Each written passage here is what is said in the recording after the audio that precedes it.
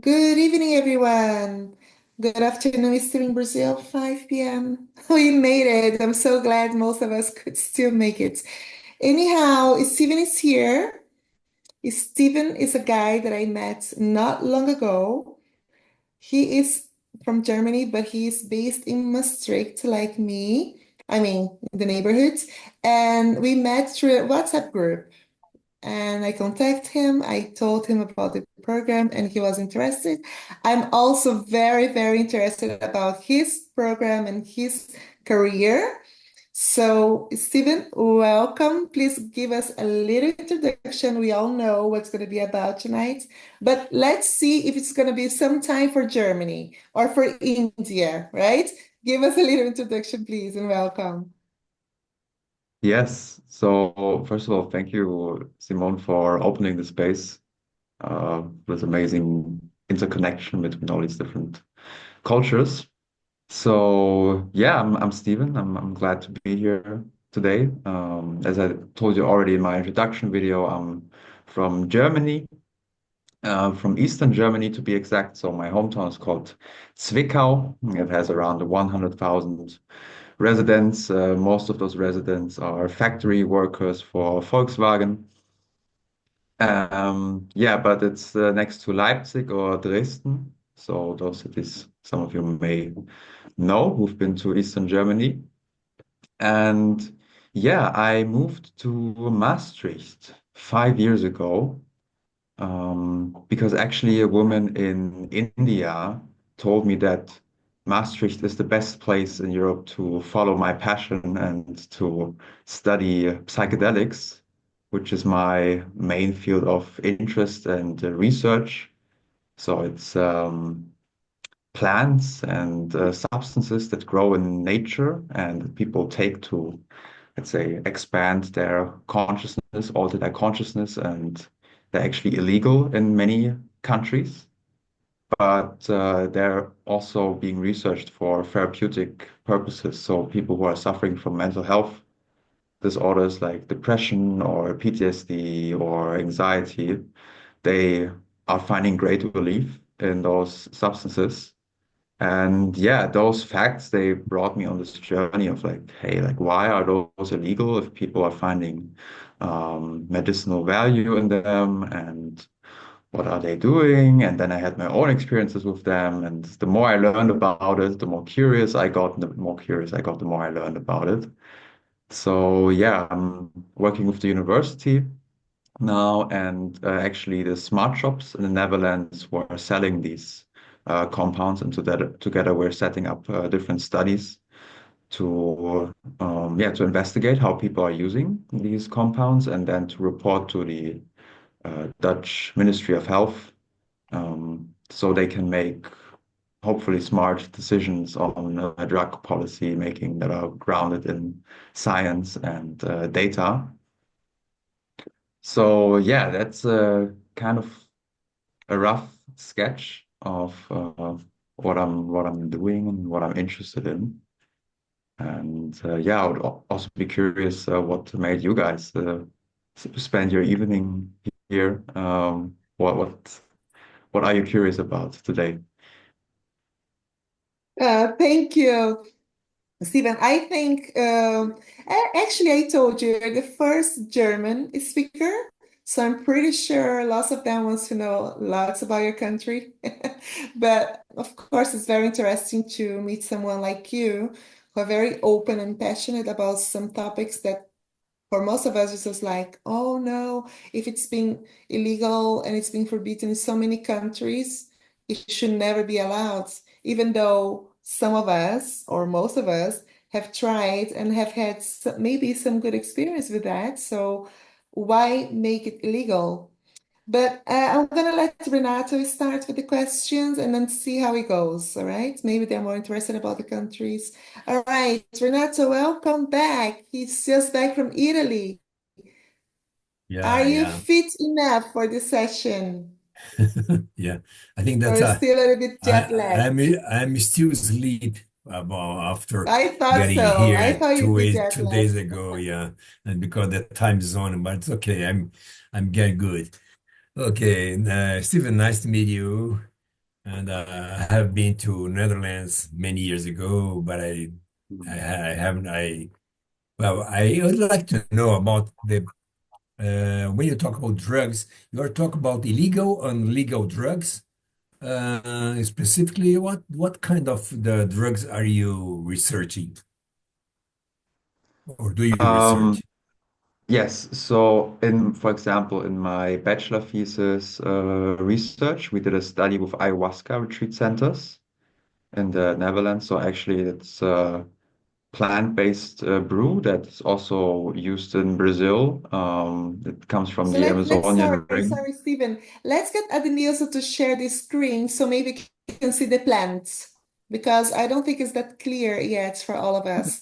Yeah. Um, What is the name of the plant, Steve? Could you please If you type in put ayahuasca, or you put it in the chat put on in the chat? I think it's better. yeah, Let me. instead of spelling it. Mhm. yes. Yes, Hi, so it's hello, actually two everybody. plants. Ayahuasca. It's Hey Ayahuasca. Ruben. Ayahuasca. Yes, it's two plants that grow in the rainforest, and they are brewed together in a very specific way. So it's the vine of one, yeah, you can see it in the first picture on the left. Yes, so it's the vine of one plant, like the roots and the leaves of another plant, and they are brewed together in a very specific way. And then you have this, in the end, this tea-like thing. You can see it in this one picture where the person has a bottle in their hand on the right side. Yes, it looks like this. It's this thick liquid, and it tastes very sour. And when you drink it, like one cup, like the amount that the guy like has in his hand, you notice if you fill this cup and you drink it, you will have a you can imagine like a lucid dream. You know, I'm sure you've all dreamt before, Mm-hmm. but you're still awake, and you have very strong visions. If you close your eyes, you feel your body is, yeah, being moved and opened in different ways.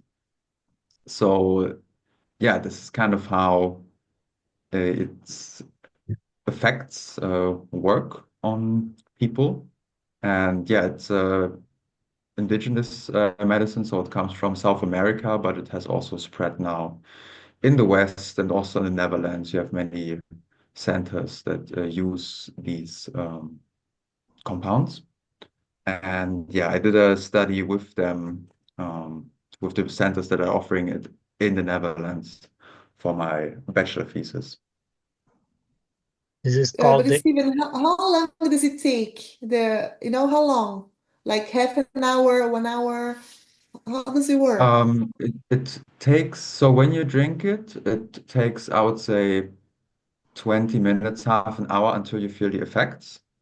And then you feel the effects for, let's say, 4 hours. Four Usually hours? you, yes, Oh, usually you actually, in the ceremony, you drink one cup, and then you start feeling the effects. And sometimes then you drink like one more cup or two more cups. And then you prolong it a bit, so it can be 6 hours, 8 hours, depending on sort of how the space is created for this. but then you have an Mm. aftermath. How is it the next day then? You feel okay Um, afterwards or? well, it depends on how your journey went. Usually, it's not like, when you drink alcohol a lot and then the next day you have a hangover and you feel bad or whatever. Usually, assuming that you had like a positive experience, even if it was intense or you drank a lot, it's not that you, on the next day, you feel exhausted. Actually, you can feel better than usual. People call this the afterglow. So it's like, yeah, like the world is glowing a bit afterwards for you. Oh, wow, that But it can sounds also great. it can also be that on the next day you are indeed exhausted and you need some time to rest. So it's very individual also. Okay, okay. Richard, let's hear him out. Ruben, I think you have to raise your electronic hand, but I also see Yes, that I know, you're but Yeah, okay, but he's on his phone. But he's third in ah line. Okay, let's hear Richard out. Okay, Richard. Stephen, hi. Thanks for entertaining us with your knowledge because it's an interesting subject. my pleasure. Uh, yeah, hallucinogenics, quite a intricate subject. Particularly then when most of them are still deemed illegal, but falls into the realm of a lot of native um, cures, which I'm sure you studied and aware of. I mean, I come from South Africa, and I think like Brazil as well, there's a lot of native people that still use these, even though they're not recognized by the medical field. Tell me, with your studies, have you had any trials that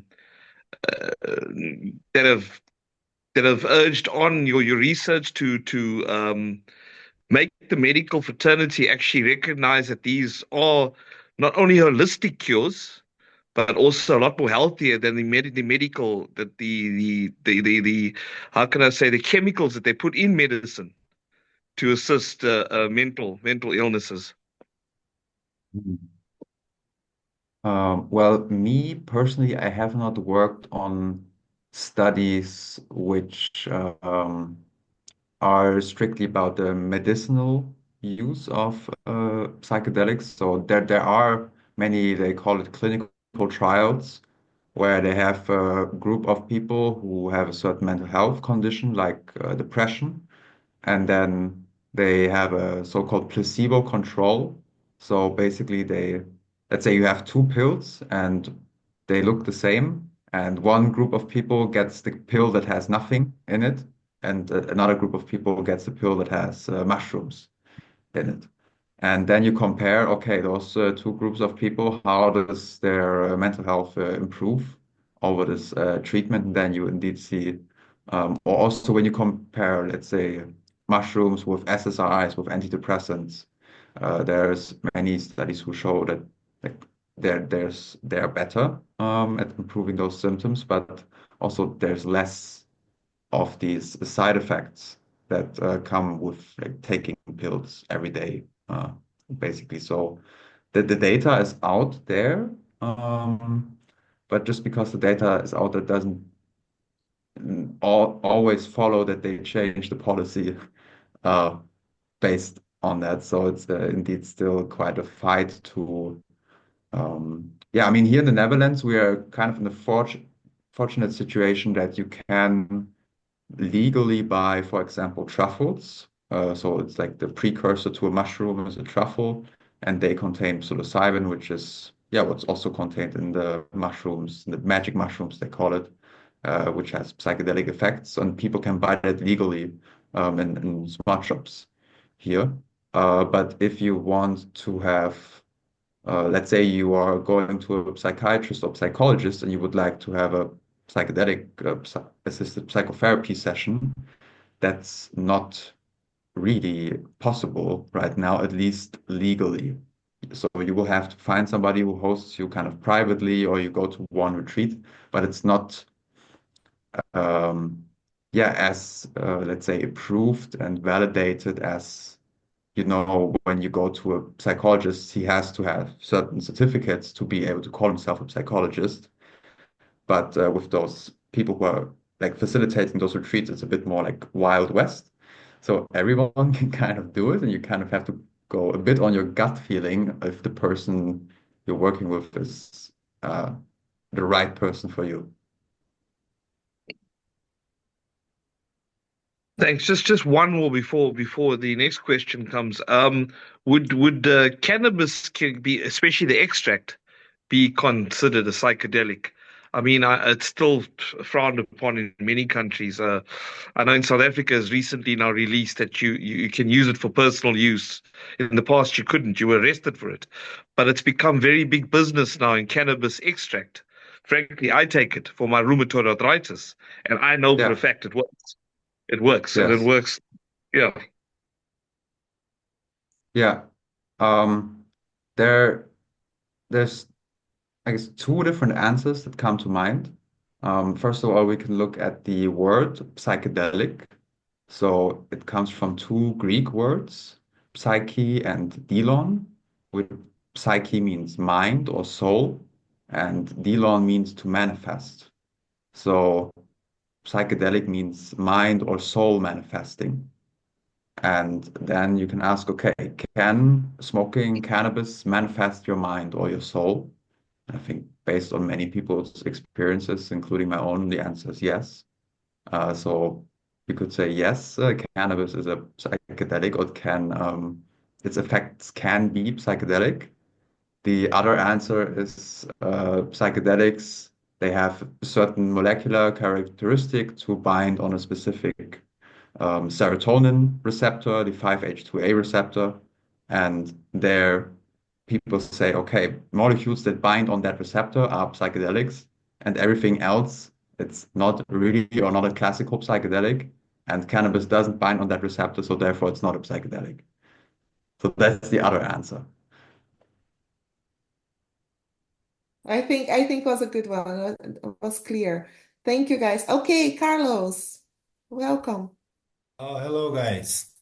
Oh, I am very curious about this subject, okay, drugs. Why people use drugs? And I guess everyone uses some kind of substance. For instance, chocolate or alcohol, maybe another substances to be happy, to be courageous, okay? And my question I guess why some people they become addicted and some not. For instance, I can drink some wine or a can of beer, no problem for me. But some people they need to drink 1 liter, okay, of vodka, and they want more and more. The same with the drugs, okay. What do you say about this, Stephen?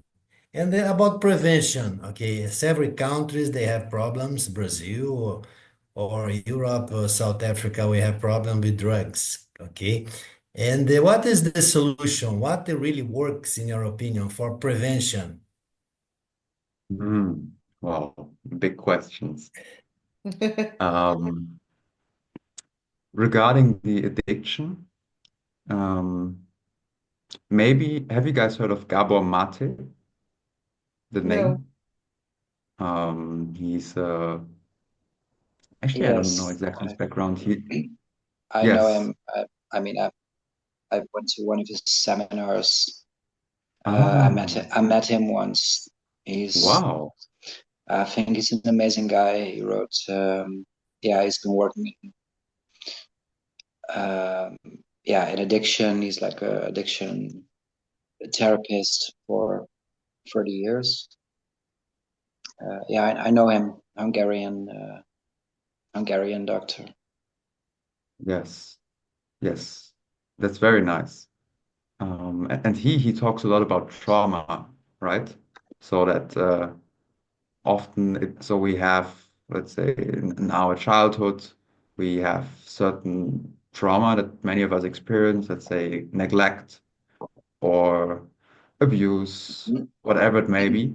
And these trauma, they create certain wounds or vulnerabilities in our psyche. And then as we grow older, we learn different ways of soothing that pain.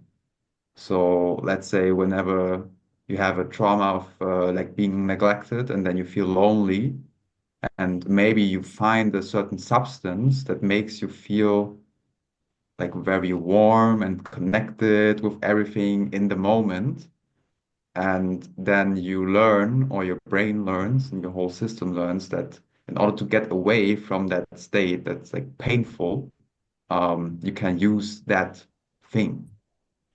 But actually, it's not, you're not fixing anything, you're just putting like patches on that wound that is like very deep. So that's one of my theories how yeah, addiction comes about, that we have like a certain uncomfortable feeling that comes from very deep within and that we try to sort of soothe. and then we form these habits that bring us away from the present, that bring us away from the discomfort. And then we get stuck with those habits, and yeah, mostly substances of abuse, or like substances in general. They're a very reliable way to get you to a certain state of mind very quickly. So when you drink a glass of vodka, you know that your state of mind when you finish it will be somewhere else, and it's very reliable. Um, and that's, I think, how these things form. In terms of prevention, yeah. Well, I think there's this German philosopher called Thomas Metzinger, and he created this term of having a culture of consciousness, so that we, like from very early on, from childhood in the school on, that we teach people about consciousness and about meditation and about sort of how to yeah, navigate your mind and bring yourself to the present moment. And education about consciousness also entails that there are different ways to achieve altered states of consciousness. And one of those ways is through substances. And regardless of whether they're legal or illegal, every substance comes with a certain risk profile. It's easier to get addicted to cocaine than it is to get addicted to weed. Um, and there's certain sets of consciousness that get elicited by those substances. And from a very neutral point of view, to just teach people like, hey, there are these things and they all have a risk profile. And whenever you are engaging in any substance use, whether it's like drinking a glass of wine with your friend, or smoking a cigarette, or drinking your coffee, or drinking Coca-Cola, which has a lot of sugar in it, which is also a drug, kind of. It's always, yeah, a risk, but sometimes it's okay to take risks. It's just that I think it would be good if people were more aware of what they're engaging with. All Okay, okay, right. Steven, thank you. Ruben. Thank you for the question. Need to put on my. Hi, Stephen. I just Hey, dropped in, so I missed the context a little bit, but I understand you. In the beginning, I heard you talk about yeah, what is ayahuasca? Two kinds yes. combined, made it into a tea, and then you have a certain psychedelic effect. So are you a plant medicine facilitator, No, I am or a do you do researcher. research? Okay. Yes, yes, I'm a researcher. That's sort of the main thing that I'm doing. I have held space for people who did mushrooms or truffles. I also did mushrooms with my mom together. But I wouldn't, just because I did that, call myself a facilitator. That's not my Okay. business. This So is not you what I'm don't. doing. No. So yeah, it is a very interesting subject, and personally, I'm very well. I wouldn't say very, but I'm pretty experienced in field of yeah, plant medicine. Let's call it that, because personally, I think there's a big difference between what we call drugs, what is called drugs on the market, and what is called any kind of substance that you take within a very sacred, safe setting or ritual. I wouldn't say that any of the things you can relate to plant medicine, for example, ayahuasca is the most common one. There's also cambo. There's hundreds of indigenous, yeah, kind of psychedelic. There's a lot of substances you can take, but all of them are not recreative. I think there's a big difference between recreative drugs, something you take to to actually escape your state of mind, or something you take to actually cultivate your state of mind. That's how I would draw. Have you ever done ayahuasca yourself? Yes, yes, Yeah. quite a few times. So actually, my bachelor thesis research that I talked about earlier with ayahuasca retreat centers, it kind of got inspired by me going to an ayahuasca retreat in the Netherlands. And out of Mhm. that experience, I got the inspiration to do the study, and all the research questions and everything came as like, yeah, all the information I needed kind of to do the research project I got from that experience. And yeah, Yeah. actually now, since 1 year or so, I'm somewhat regularly going to a church. It's called Santo Daime, and it's actually from Brazil, funnily enough. And Mhm. they are using ayahuasca as a sacrament. So they're merging different streams of spiritual practice. So they're merging Christianity with the indigenous practices from South America. So the Eucharist, so to say, is the ayahuasca, and Mhm. the ceremony is a lot about singing in Portuguese about Jesus and the Virgin Mary, and yeah, drinking ayahuasca and smoking Santa Maria or cannabis. Mhm. And yeah, I go to those ceremonies every other month or so. They have a church, or actually many churches, also in the Netherlands. Mhm. Yeah, and now I consume it in this very peculiar context. Okay. All right. I Um, think it's well, clear that Ruben is from the Netherlands, guys. Yeah, because yeah. it's such a cliche, but it's so true. He knows a lot about drugs. Well, Okay. I don't know if it's really typical for the Netherlands, when the Netherlands is known for our yeah, pretty liberal, tolerant policy. But I have to say that I'm absolutely not a drug person. Um, and it's not as liberal as you think, because I mean, yeah, you have coffee shops here. There's coffee shops. You can have a certain amount of weed you can carry legally, which recently they also allowed it in Germany, and actually in Germany it's much more than here. You can have 5 gram in the Netherlands, and you can have 25 grams in Germany now, I think. Um, but I think actually, if you're talking about what you're doing, your research is that this conversation is not about drugs at all. Hmm. I don't So think you're it's for drawing me. it It's clear. Yeah. Yeah, for me, anything that has to do with, let's say, indigenous medicine, because that's what it really is. It's used in a medicinal way. I think if you consume ayahuasca and you would go to a disco, well, I don't think it's a good idea. Yeah, no. Um, Very much not a good but idea. to narrow down, to have one specific question, um, do you think that whatever, let's say that, for example, in ayahuasca, I know this is pretty specific, but the components which is hallucinogenic in ayahuasca is DMT. Uh, in the end, it's DMT, which is one of the strongest, like, psychedelic, yeah, substances you can have.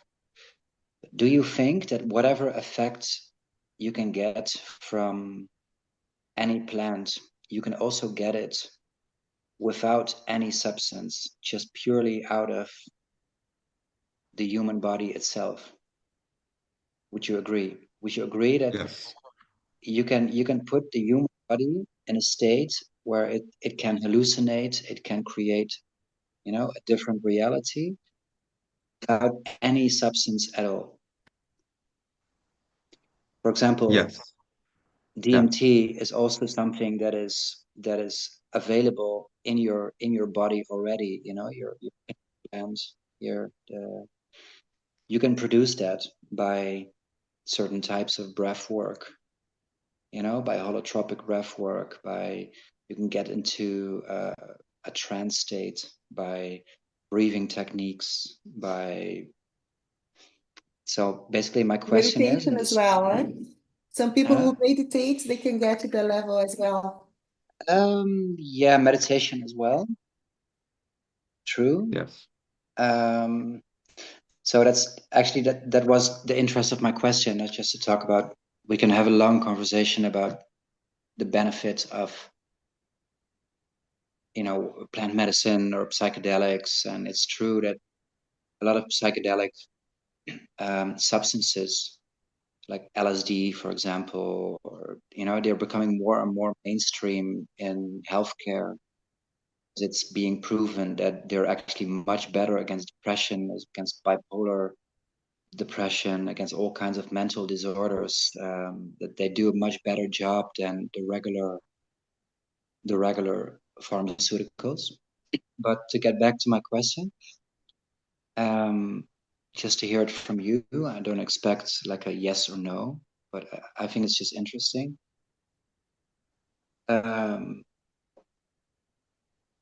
Do you think that you as a human, you know, you as the human body can produce the same effects without a drug than you could with a drug? Yes. Yes. I think, especially you mentioned it already, the holotropic breathwork. It was, yeah, invented by actually sort of my inspiration to go into this field of research, Stanislav Grof.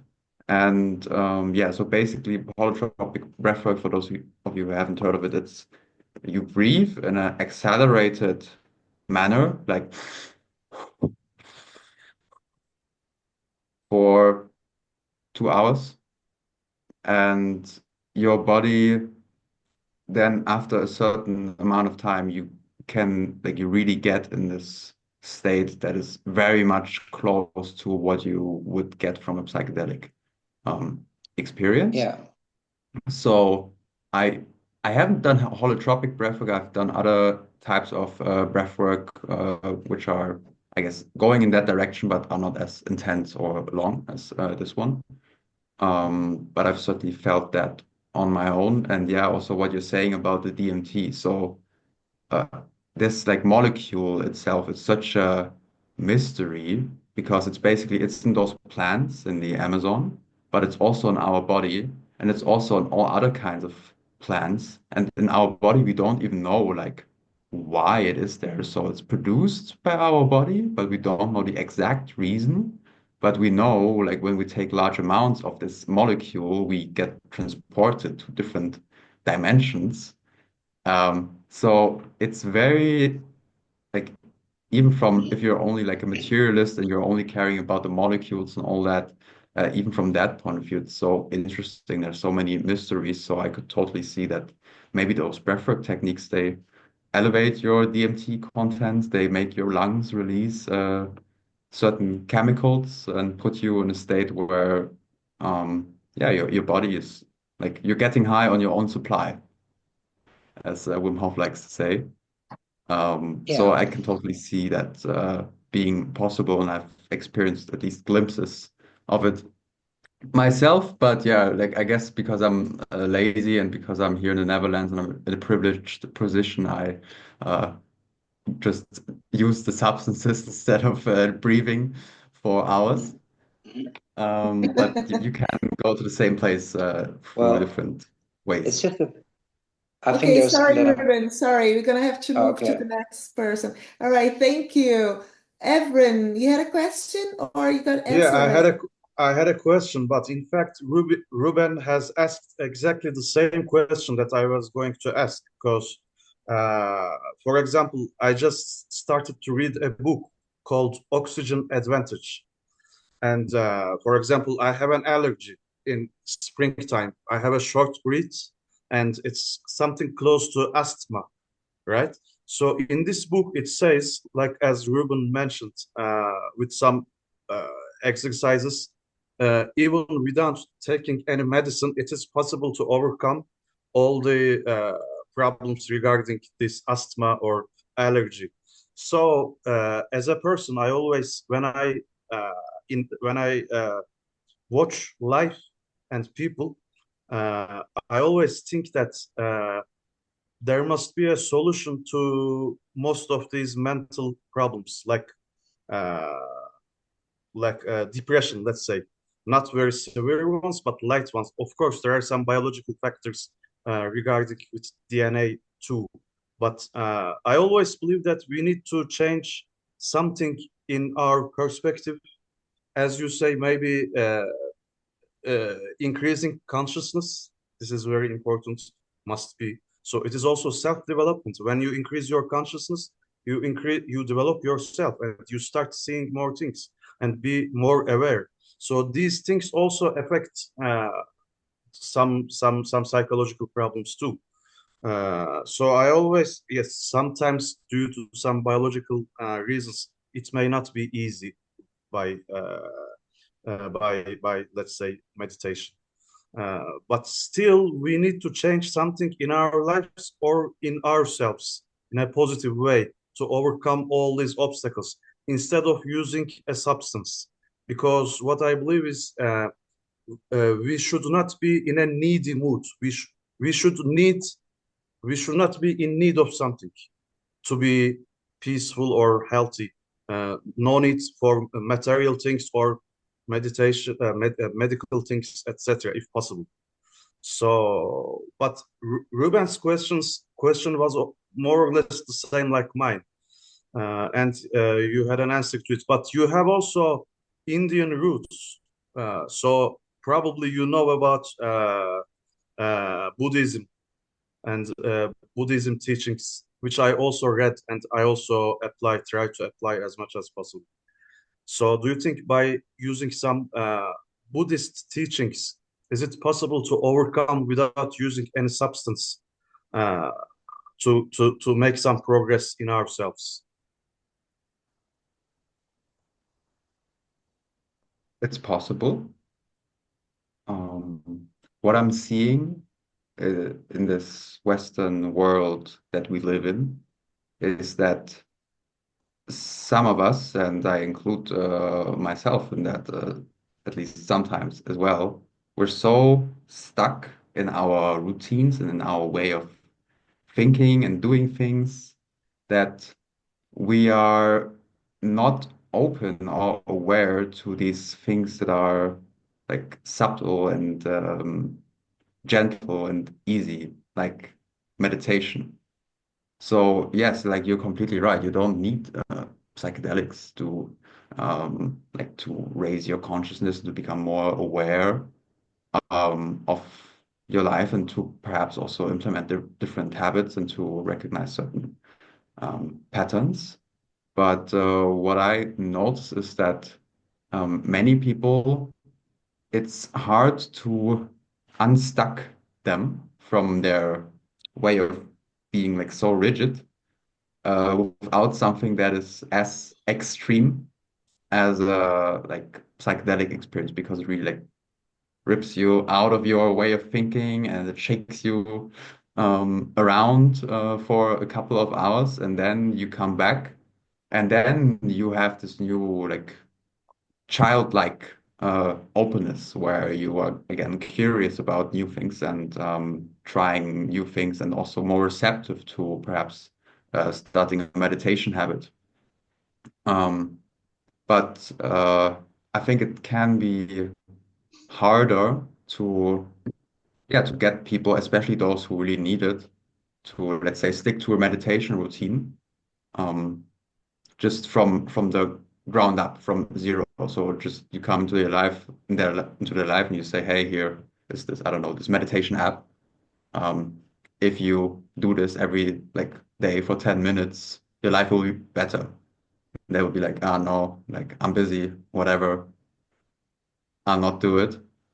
But if you come to them with the same message after they had a like high dose mushroom experience, it would be like, okay, I'm gonna do it. Sounds very easy. Um, so I guess they're, and I think there's a reason why they come to us now in the West because these medicines they have been part of human history since forever. Like we co-evolved with like using those medicines, and they're the base for many religious traditions as well. But I feel that we're really like, yeah, they're coming more and more into our culture because people feel like, or it's maybe like for many people, the only practical thing to get them out of their rut uh, in a short amount of time.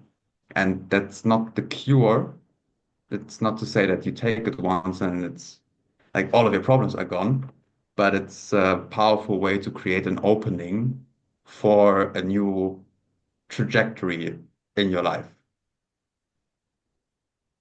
Yeah, so initially it helps, but if people don't do the things that they have to do to change the situation of their life, or so, but it helps initially, you mean? I agree with you. Yeah, Yes. Yes. yeah. All right, Thank you. guys. Thank you. Let's hear Fabio out. So what is coming? I'm curious. Hello, guys. Hello, Steven. Nice to meet you. Hi. I'd like to talk about marijuana, especially. I know we are talking about different drugs, but I'd like to keep talking about marijuana. I'm a public servant here in Brazil, and I work in a criminal court. You know, we have a lot of drug dealers be judging here. Usually, the judge send them to the jail, and almost maybe more than 90% of them are black, are poor. They are in a very hard situation. So sometimes they are just smoking some marijuana is enough to send to the jail. But now everybody knows how important can be marijuana. I'm not talking just about to smoke it. I'm talking about the economy, for instance, to produce a lot of things, to face some very hard disease like Parkinson, like Alzheimer, like depression, anxiety, and so on. And we have many different legal drugs around the world. I really like beer, but beer is a kind of drug, and sometimes can be harder than marijuana, at least my opinion. So I can't understand why so many governments have been facing marijuana nowadays. Even when everybody knows how good it can be, if you use it in a very good way, can be very good. In Brazil, we are very conservative when talking about drugs, especially people from the church. I'm talking about Catholics, I'm talking about Protestants. They usually have the same feelings about drugs. So, how it started, this kind of vision, this kind of thoughts about marijuana, especially around the world, especially in the Western. Great That's a question. very good question indeed. Thank you. So it really started in the late 1800s, early 1900s. And it was actually, so it actually started with marijuana. And not, so first of all, the fact that we say marijuana instead of cannabis is already a product of the disinformation propaganda campaign that was launched. But I'm going to come back to that. So basically, the cannabis plant or the hemp plant, it had throughout human history so many use cases completely apart from smoking it. So you can use hemp to produce paper, you can create clothing out of hemp. It's very reliable. It grows way faster than trees. Um, you can even produce fuel out of hemp, like Henry Ford. He had a hemp plantation, and he was creating biofuel to like fuel his cars that he was creating. So all of those industries, like the paper industry, cloth, like producing ropes, the fuel industry, they were not liking the fact that people can grow this substance and nobody can put a patent on it. So yeah, people like also especially Rockefeller, those kind of folks, they conspired, and also with medicine. So actually, the most sold medicine in the 1800s was cannabis oil. Like in the US, it was like 90% of all the products that were sold were some derivative of cannabis oil. And then Henry Ford came along and he paid this scientist to create this classification of alternative medicine. And alternative medicine was the cannabis and all that stuff. And then you have the mainstream medicine, which is the petrochemicals. So for all the pills that you're buying now in the pharmacy, you need a certain amount of oil to create those, which is of course great for somebody like Rockefeller who owns all the oil. So there were different people who had a lot of influence and a lot of wealth who um, had a high interest in cannabis becoming removed from the market completely, and it had almost nothing to do with people getting high by smoking it. It was really more about, hey, I own a lot of uh, wood land and I own this newspaper business, and I would like to have people print their newspaper on wood-based paper instead of hemp-based paper. Stuff like this. So this is how this whole campaign started, and they, yeah, indeed then produced a lot of misinformation about cannabis. They created the word marijuana to label it onto cannabis because marijuana, like to the American mind, it sounds like Mexican and kind of foreign. Uh, and they didn't, so people wouldn't have been pro a ban of cannabis because they know they were using it everywhere, but they could kind of slide it in a sneaky way by calling it a different thing, and then people voted for it because they didn't even know that it was about hemp or cannabis. So it was really this like lie that was created more than 100 years ago by very wealthy people, and then it just spun along and it got entrenched into all these government policies.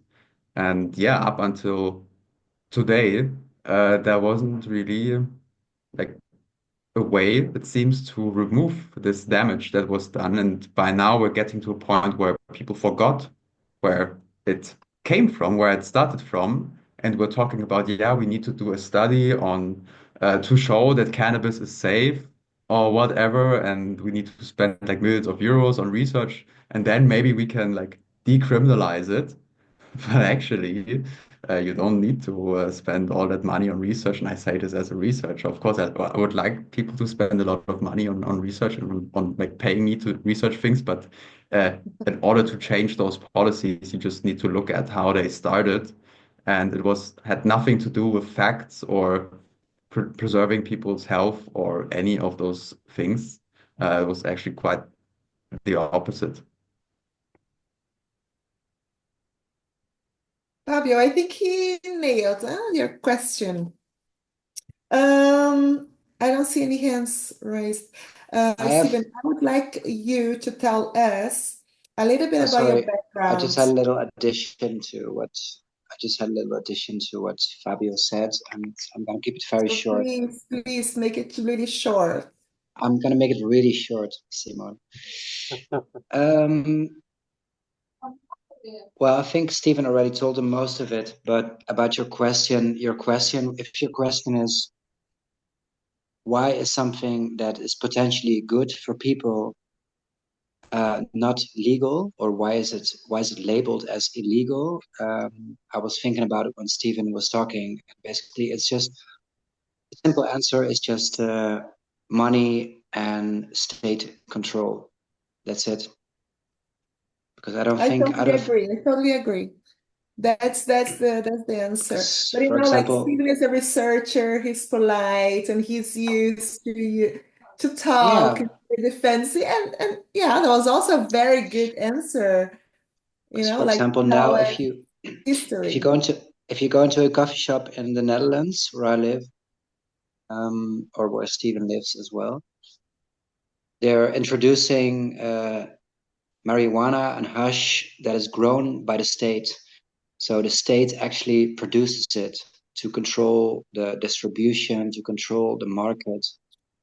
So it's in the end, it's all about money. It's not so much about people against the drug itself, about protecting them against the side effects of drug, the drug market, to have control over distribution, production, ingredients, things like that.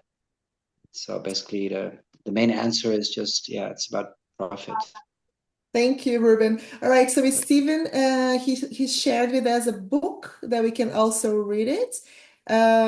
So for the ones who are interested, please copy that because when we close the room after this meeting, you're going to lose the information. So Stephen, please tell us a little bit more about yourself, like your backgrounds, being from mixed culture. Also, I'm interested in the aspect of religion, culture, and then mixing with drugs, consciousness, and everything that you do. Because I think it was not easy for you to, let's say, come out with this studies. Oh, what I'm gonna do for a living? You know what? I'm gonna be a damn good researcher, and I'm gonna work in this topic. So tell us about it. Yeah, so as I mentioned before, I'm half Indian, half German, which is, if you think about these two cultures, a very weird mix. So temperamentally, it feels like, fire and ice coming together. And yeah, growing up with that and with that tension also um, was very interesting and enriching, I feel, also for what I do now. So I always felt like I had sort of a foot in both worlds in a way. And I was really, yeah, from very early on wrestling with these questions about like what is religion and what does it mean to believe in something? Because my dad is from northern India. He's a Sikh, the guys who are always wearing the turbans. My German side of the family, my grandma was a Protestant Christian, and then they're telling me like, yeah, I'm Christian and I'm Protestant and not Catholic, and my dad is Sikh, and like I'm there like I don't know how old I The was, middle, the six, middle of seven nowhere. years old, and I'm asking myself like, what does that mean? Like, oh, he's Sikh and he's I heard she's Protestant. Like, what does it mean? Like, yes, there's different symbols, but does it mean to believe in something? So that were questions that I was dealing with from a very early age onwards, and I can't say that I found the answers, but I fell in love with the journey of like asking the question. And yeah, I guess nowadays this background really gives me a lot of Mhm. strength. And I was always standing out to a certain degree. Like I grew up in East Germany and I was like one of the only brown people around. And even though I was German and I like at that point in time when I was like very young, I wasn't even in India once, but I was still the Indian. Um, so I was always standing out a bit, and I guess I embraced it. And nowadays, when I'm like the guy who's talking about drugs and like standing out in that way, I'm like, I'm used to this. This is nothing. It's not a new life experience. Actually, I'm quite familiar with like being like on the edge of culture.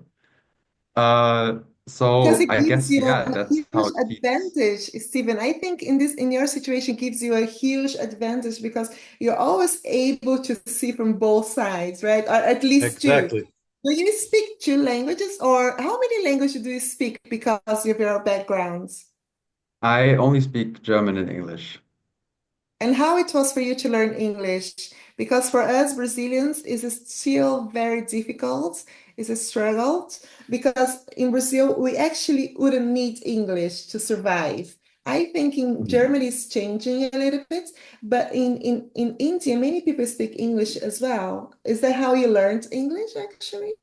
Or Well, certainly my dad was very much pushing for me to learn perfect English. So actually, like even in kindergarten, I went to like an English practice session. So even before I went to elementary school, I started learning like getting English lessons because it was a value that sort of, yeah, my dad, but actually both of my parents were quite adamant about.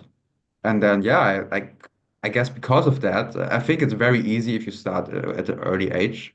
So then I had a good time in elementary school with English, and then I went to high school, and there actually I was very lucky to have a very good English teacher. Then in the later classes, he was this guy from San Antonio, Texas. So not some German who's like teaching English with their like thick grammar book, but like an authentic Texan guy who was like really lively and always like coming in with a smile and joy into the classroom. And yeah, he was like, yeah, guys, like you can learn all the grammar and everything, but actually, if you really want to understand the language, then you should just take any movie or TV series or book that you like and you watch it or read it in English. And that's how you learn the language. And that was so like was music in my ears because I hated this whole like grammar stuff and I never really wanted to learn like stuff by heart. It always felt like a hassle. But him telling me to watch like my favorite TV show in English was like, yes, like let's do it. And yeah, then actually like I think from eighth grade onwards, I started consuming basically almost all the media that I was consuming in English. And that's how I then just like got this intuitive understanding. And it didn't even feel like I'm learning, I'm like sitting down to study English, but I'm just watching what I want to watch anyway. And the language is a vehicle to transmit the information that I'm curious about. and So your work in in your your life now, everything is yeah, English. You don't do Yes. much in German, do you, Very right? rarely. I mean, t talking to my family in Germany, yes. But like in terms of work life, no. And actually, like when I don't talk to them for like some time or only like once a weekend, and then I go back to Germany, I actually need some time to like readjust, and I like take some moments sometimes to find my words because the like words that come intuitively to my mind are the English words, and then I need to like process a bit more to find the German ones. Wow, so you're truly bilingual by now. And the Dutch, because they say German and Dutch, they're similar, and you've been living in the Netherlands for a while now, you're not interested in learning? Ik spreek een beetje Nederlands. Spreken is een beetje hmm, moeilijk. Dus iedereen in Maastricht spreekt perfecte Engels. That's the And disadvantage because everybody speaks English here, so it's difficult for you to yes, learn, eh? yes. Right. Well, yeah. And it's Let's see difficult, if and someone also has I'm another question. Let's see. Anybody else with a question about him, not just about the drugs or about research? Anybody curious about Stephen as a person, not as a researcher? let's get Adenilson here because I'm pretty sure he's gonna have a question about culture, about the language. Yeah. Adenilson, please, let's hear you. Hello, guys. Steven, let's talk about a little bit the place that you were born. What is the name of the city that you were born in Germany? Yes, please The share the city is called, screen. Share it. How far is it from Maastricht? Let's see in the map. Let's oh wow, see. it's very far from Maastricht. So the city Really? is called Zwickau. I Oh, can, in the chat, please, because nobody speaks German here. yes. Oh Oh, wow, like Werdau is actually the city where I was born, so you're very close already. Mm-hmm. oh, Um, wait, let me where is find the, that? Okay, let's zoom out. Where Okay, is let's that? this Oh, Werdau or yes, Zwickau? Which yes, city? yes, with that, exactly that one. Yeah. This one you were born? Yes, yes. Well, this is Okay. where I grew up, and I was born in Werdau, and as you can see, they're very close. It's Ah, like a okay. 20 minutes uh, drive, and yeah, it's What is the touristic attractions there in this city? Which one is it's better to go in case to travel to these cities? Which one do you think is better to visit touristic attractions? uh, you mean between Werdau and Zwickau? Yeah, yeah. Well, I guess then definitely Zwickau because Werdau is like the little village, you could say. Um, Having said that, yeah, Zwickau, so the population of Zwickau is quite old. They're like the young people like myself, as you can see, I'm not living in Zwickau anymore. I moved out, and there's many of my peers. Like as soon as we graduate high school, we go our own ways, and many people go to Leipzig, which is also in the state of Saxony, and it's yeah like 1 hour away from Zwickau. To yeah, they go to study there because it's a bigger city. Which city Yeah, and then as people I go? Which city? Leipzig. So if you zoom out and you Mm, go, yes, you see Dresden. Yes, zoom out a bit more, like away from it. You're really from the Yeah. east of Germany. Yes, and then You're you really go from the upwards towards the north. this one? Yeah. No. oh This yeah. exactly. Leipzig, you see, many people go there. There's a lot of young people there. Um, People call it like it's like the second Berlin, but more cheaper. It's more affordable to live there, but they also have a quite alternative scene and culture in Leipzig. And yeah, in Zwickau, yeah, as I said, most of the workers they're employed by Volkswagen. There's a big factory near Zwickau. But yeah, now with Volkswagen being in some financial trouble and the factory in Zwickau only producing electric vehicles, actually the economic fate of the region is kind of hanging in the balance somewhat, and there's quite some uncertainty looming in the air. And yeah, like when I came to Maastricht, I was so shocked by the amount of young people living here. So like the only times where I saw that many young people in one place was when I went to festivals. Because before that, my life experience when I go to the supermarket, like I also it was amplified by the fact that I lived next to a like elderly home, like a retirement home. So whenever I went to the supermarket, I like saw like old grandmas like pushing their like stroller uh, thing, and that was just like the basic image that I saw like going out. And then I move here to Maastricht and I go to the Stadtpark and it's just like young people everywhere. I'm like, where's the music? Like, where's the festival? Like, is this normal? Yes, it's Do you quite, have any quite siblings, Steven? Do you have any siblings? yes. Um, I have an older sister. So technically speaking, I only have half siblings, but I love them with all my heart. So my older sister, she's 13 years older than me, and she's from my mom's side. She has a husband and two children, my two nieces. Fully And then I German. have, She's fully sorry? German. Is Yes, she fully exactly. German? She's fully German indeed. And then my dad, so my parents, they separated when I was quite young. And after that, my dad actually had an arranged marriage with an Indian woman. So you have to imagine this woman that he's now married to and he has two children with. He met her one day before their wedding. So that's Wow. quite wild thing to do, Fully but it Indian seems to brothers work as out. well. Huh? Yes, yes. So And you there I have have a younger brother and a younger sister. My sister is now 17 and my brother is 15. wow. But Thank they you, also Steven. live in Germany.